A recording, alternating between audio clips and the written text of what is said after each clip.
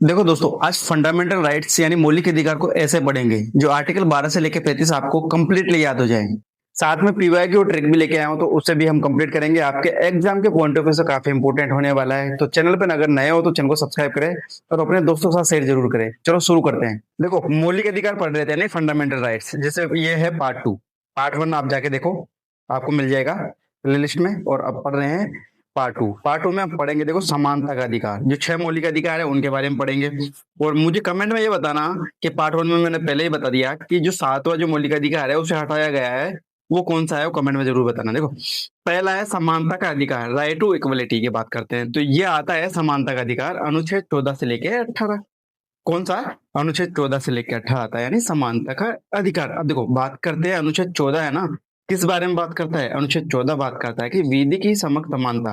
किसके समानता? विधि के समक्ष की समानता की बात करता है अनुच्छेद 14, याद रखना। ठीक है, अनुच्छेद 14 को खुल के पढ़ते हैं। देखो, ये बात करता है इक्वलिटी बिफोर लॉ की, और इक्वल प्रोटेक्शन ऑफ लॉ की बात करता है।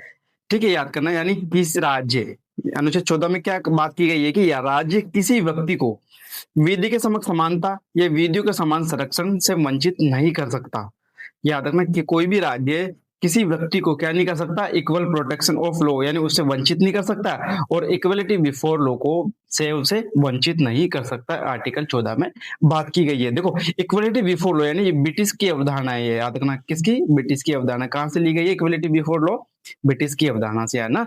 Dicey of rules, rule of law से। ठीक है, याद रखना। इक्वल प्रोटेक्शन ऑफ लॉ की बात करें तो ये यूएसए के, कहां से ली गई है? यूएसए से ली गई है, यानी 14वें अमेंडमेंट से लिया गया है। यूएसए के 14वें जो अमेंडमेंट है उससे लिया गया है इक्वल प्रोटेक्शन ऑफ लॉ। देखो, अब ये है ना अनुच्छेद 14, ये भारत के जो नागरिक है उनको भी मिलता है, और विदेश के जो नागरिक है जो भारत में रह रहे हैं उनको भी ये मिलता है ना, दोनों को, यानी सभी पर्सन को ही मिलता है, भारत के नागरिक हो या विदेश के नागरिक हो, दोनों के लिए अनुच्छेद 14 बराबर है। ठीक है, देखो, अब बात करते हैं equal should be treated equal, equally, समान परिस्थितियों में समान व्यवहार।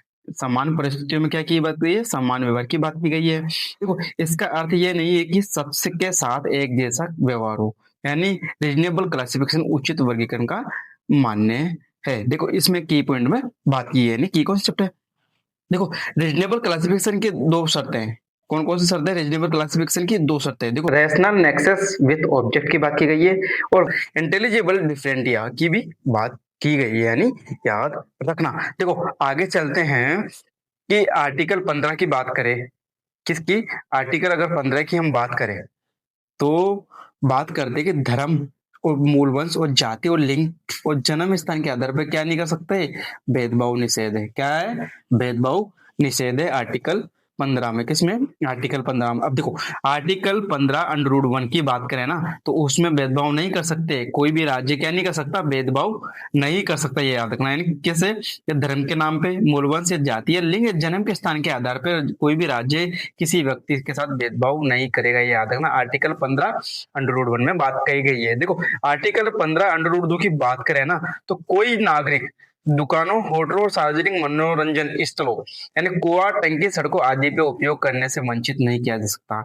यानी इन चीजों में कोई भी क्या नहीं कर सकता? वंचित नहीं कर सकता। आर्टिकल 15 अंडर रूट 2 में बात की गई है, यानी प्राइवेट पर्सन पर भी यह लागू होता है। देखो, क्या क्या है? टंकियों की बात करते हैं, सड़कों की बात करते हैं, कुआ, और जो मनोरंजन स्थल है सार्वजनिक, उनकी बात करते हैं, होटल, दुकान, वो सब में नागरिकों को क्या है? बराबर समानता का अधिकार। अब देखो, आर्टिकल 15 अंडर रूट 3 की बात करें ना, तो कुछ अपवाद है महिला बच्चों के लेके। देखो, राज्य महिला और बच्चों के लिए विशेष प्रावधान कर सकती है। क्या कर सकती है?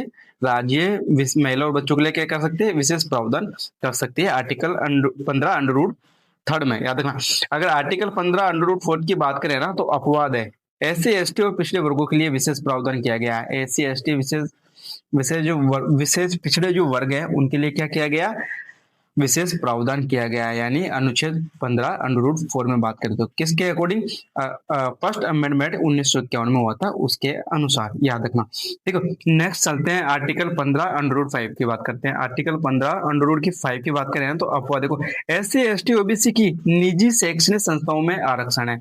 आरक्षण की बात करें ना, किसको? एससी, एसटी और ओबीसी को। तो क्या है, जो प्राइवेट जो शैक्षणिक संस्थान है ना, उनमें क्या है? उनको कंप्लीट आरक्षण मिला गया है, यानी कुछ आरक्षण मिला गया है, यानी शैक्षिक संस्थानों में पढ़ने के लिए। ठीक है, किस आर्टिकल 15 के अंदर ये किसके अकॉर्डिंग मिला? ये मिला है 73वां जो संशोधन हुआ था 2005 में, उसके 93वां जो संशोधन हुआ था 2005 में, उसके अकॉर्डिंग। याद रखना, आर्टिकल 15 की बात करें ना, तो ये है ईडब्ल्यूएस की बात करता है। किसकी? आर्टिकल 15 की बात करता है, ईडब्ल्यूएस की बात करता है, जिसमें आर्थिक रूप से कमजोर वर्गों की बात करता है। क्या करता है? आर्थिक रूप से कमजोर वर्गों की बात करता है, यानी ईडब्ल्यूएस की बात करता है, जिसमें कितने परसेंट आरक्षण? 10% आरक्षण की बात की गई है।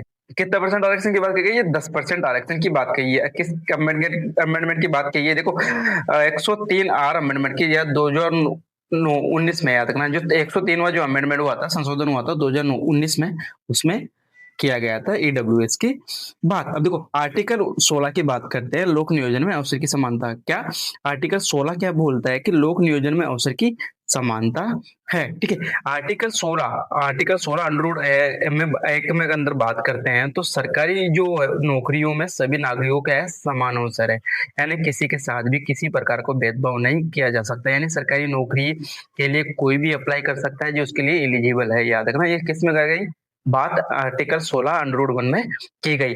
बात अनुच्छेद 16 अनुरूढ़ 2 की बात करें ना, तो धर्म, जाति, मूल वंश, लिंग और वंश, जन्म स्थान और निवास के आधार पर भेदभाव नहीं कर सकता। आर्टिकल 16 अनुरूढ़ 2 के अंदर बात की गई। ठीक है, और आर्टिकल 16 अनुरूढ़ 3 की बात करें ना, तो संसद किसी पद के लिए निवास की शर्त लगा सकता है। याद रखना, निवास की जो शर्त है ना, वो क्या कर सकता है? लगा सकता है। कौन लगा सकता है? संसद। याद रखना, किस आर्टिकल के अकॉर्डिंग? आर्टिकल 16 अनुरूढ़ 3 के अकॉर्डिंग। अब बात करते हैं आर्टिकल 16 अनुरूढ़ 4 की बात करें ना, जिसमें क्या क्या पिछड़े वर्गों के लिए राज्य क्या कर सकता है? जो पिछड़े वर्गों के लिए जो नियुक्तियों में आरक्षण दे सकता है। क्या कर सकता है? जो पिछड़े वर्गों के लिए जो नियुक्ति है ना, उनमें क्या दे सकता है? आरक्षण दे सकता है। कौन दे सकता है? राज्य। किस आर्टिकल के अकॉर्डिंग? आर्टिकल 16 अनुरूढ़ 4 के अकॉर्डिंग। आर्टिकल 16 अनुरूढ़ 4A के अकॉर्डिंग बात करें, तो SC ST के लिए पदोन्नति में आरक्षण है, यानी किसमें है? पदोन्नति में आरक्षण है, यानी SC ST को। किस आर्टिकल के अकॉर्डिंग? आर्टिकल 16 अनुरूढ़ 4A के अकॉर्डिंग। किस संशोधन से कैसे संशोधन किया गया था? किससे? 77वां जो संशोधन हुआ था 1995 में।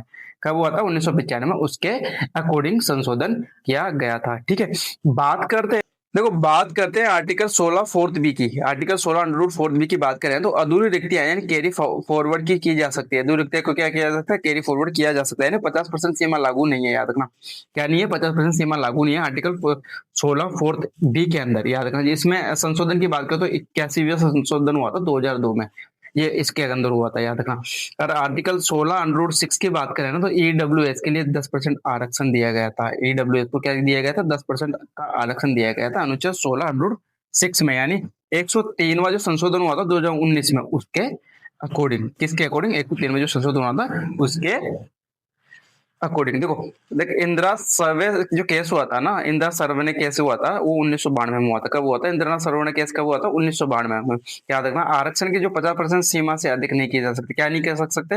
मतलब आरक्षण में 50% से अधिक नहीं बढ़ाया जा सकता। ये किस केस के में बात की गई थी? ये बात की गई थी इंदिरा केस में, बात की थी 1992 में। याद रखना, क्रीमी लेयर ओबीसी, जो क्रीमी लेयर है ओबीसी में लागू होगी।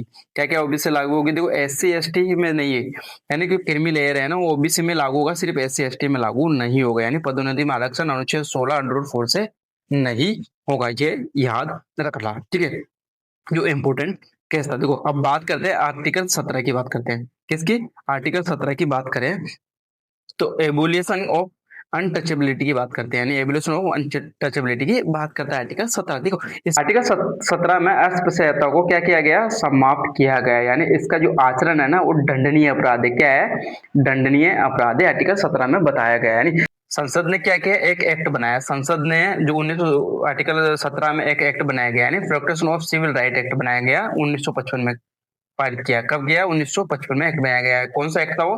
Protection of civil right act बनाया गया। अब देखो एग्जाम से बात करें ना, तो एग्जाम टाइप की देखो तो आर्टिकल 17 में जो अनटचेबिलिटी को डिफाइन नहीं किया गया। याद रखना, आर्टिकल 17 में अनटचेबिलिटी को क्या नहीं किया गया? डिफाइन नहीं किया गया। ये अनुच्छेद क्या है? एब्सोल्यूट है। याद करना, अनुच्छेद एब्सोल्यूट है, इस पर कोई प्रतिबंध नहीं लगाया जा सकता। याद रखना, प्राइवेट पर्सन पर भी लागू है। किस पे? प्राइवेट पर्सन पर भी ये आर्टिकल 17 लागू है। देखो आर्टिकल 18 की बात करें क्या करें, आर्टिकल 18 की बात करें तो उपाधियों का उन्मूलन यानी एबोलिशन ऑफ टाइटल की बात करता है, उपाधियों का उन्मूलन की बात करता है आर्टिकल 18। यानी अनुच्छेद 18 अंडर 1 की बात करें तो राज्य क्या कर सकता है, सेना या विधा संबंधी उपाधि के अलावा कोई उपाधि नहीं देगा। याद रखना, राज्य, सेना और विधा जो संबंधी उपाधि है उसके अलावा कोई दूसरी उपाधि नहीं देगा। आर्टिकल अंडर 1 के अंदर बात करते हैं 18 क्या है, ठीक है। आर्टिकल 18 अंडर 2 में बात करें तो भारत का कोई नागरिक विदेशी राज्य से कोई उपाधि स्वीकार नहीं करेगा। यानी कोई भारत का जो नागरिक है जो विदेशी राज्य है ना, उससे कोई भी प्रकार की जो उपाधि स्वीकार नहीं करेगा। ये किस आर्टिकल में आता है, आर्टिकल 18 अनुरूढ़ 2 में आता है। अब देखो आर्टिकल 18 अनुरूढ़ 3 में बात करें ना तो विदेशी व्यक्ति राष्ट्रपति की अनुमति के बिना कोई उपाधि स्वीकार नहीं करेगा। अगर जो विदेशी व्यक्ति है ना वो राष्ट्रपति की अनुमति के बिना क्या नहीं करेगा, कोई भी जो उपाधि है स्वीकार नहीं करेगा। ये याद रखना, ये किसमें बात की गई है, आर्टिकल 18 अनुरूढ़ 3 में बात कही है।